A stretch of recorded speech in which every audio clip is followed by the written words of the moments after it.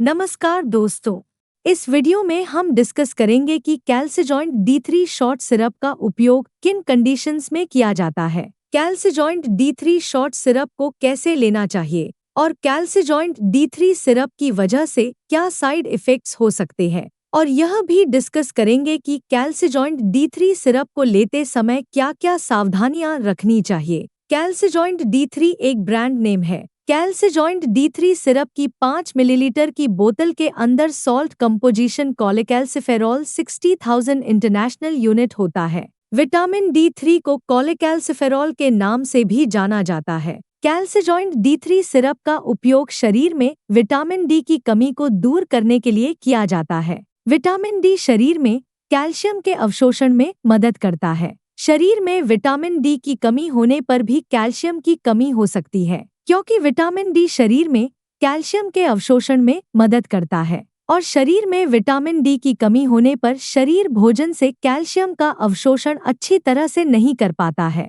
जिसकी वजह से शरीर में कैल्शियम की कमी हो सकती है। हमारे शरीर में दांतों और हड्डियों को मजबूत बनाए रखने के लिए कैल्शियम के साथ साथ विटामिन डी भी बहुत ही जरूरी होता है। हमारे शरीर का 99% कैल्शियम हमारे शरीर की हड्डियों और दांतों में स्टोर होता है और बचा हुआ 1% हमारे ब्लड में होता है। जब हमारे ब्लड में कैल्शियम की कमी हो जाती है, तब हमारा शरीर हड्डियों और दांतों से कैल्शियम लेने लग जाता है, जिसकी वजह से धीरे धीरे हड्डियां और दांत कमजोर होने लग जाते हैं। हड्डियां कमजोर होने की वजह से हड्डियों में हल्की सी चोट या गिरने की वजह से भी फ्रैक्चर हो सकता है। कैल्शियम और विटामिन डी की कमी की वजह से दांतों की जड़ें कमजोर हो जाती है और दांत भंगुर होकर टूटने लगते हैं। और छोटे बच्चों में कैल्शियम की कमी होने पर उनके दांतों को निकलने में देरी हो सकती है या लंबा समय लग सकता है। बच्चों में कैल्शियम की कमी लंबे समय तक रहने पर उनकी हाइट भी कम रह सकती है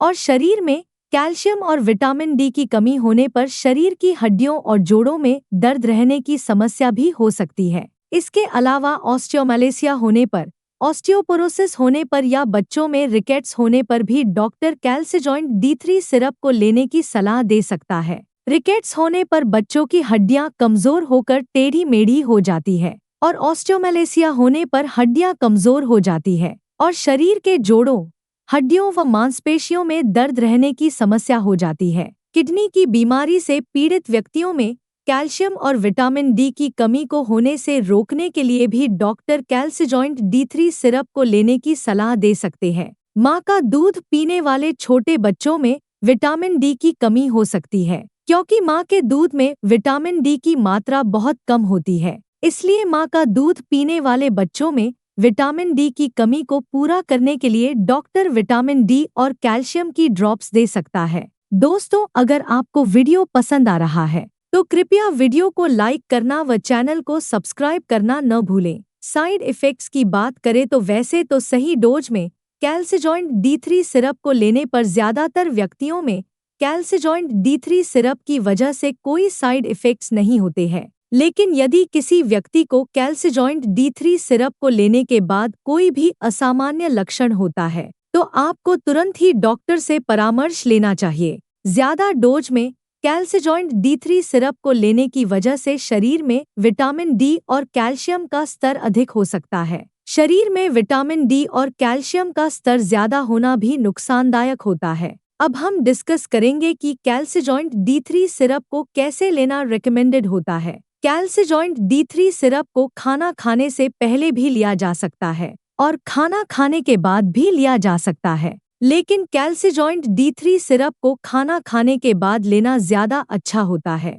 12 साल से अधिक उम्र के व्यक्तियों के लिए कैल्सिजॉइंट D3 सिरप की 5 मिलीलीटर की पूरी बोतल को एक बार में ही लेना रिकमेंडेड होता है। आमतौर पर 12 साल से अधिक उम्र के ज्यादातर व्यक्तियों को डॉक्टर कैल्सिजॉइंट D3 सिरप को सप्ताह में केवल एक बार ही लेने की सलाह देते हैं और 8 सप्ताह तक लगातार लेने की सलाह दे सकते हैं और 8 सप्ताह बाद डॉक्टर कैल्सिजॉइंट D3 सिरप को महीने में केवल एक बार ही लेने की सलाह देते हैं और 6 महीने तक लगातार लेने की सलाह दे सकते हैं। कैल्सिजॉइंट D3 सिरप की डोज, उम्र, शरीर के वजन और बीमारी की गंभीरता के आधार पर कुछ व्यक्तियों में इससे अलग भी हो सकती है। इसलिए आपको कैल्सिजॉइंट D3 सिरप को आपके डॉक्टर द्वारा बताई गई डोज में ही लेना चाहिए। अब हम डिस्कस करेंगे कि कैल्सिजॉइंट D3 सिरप को लेते समय क्या-क्या सावधानियां रखनी चाहिए। कैल्सिजॉइंट D3 सिरप को लेने के बाद यदि आप लेबोरेटरी में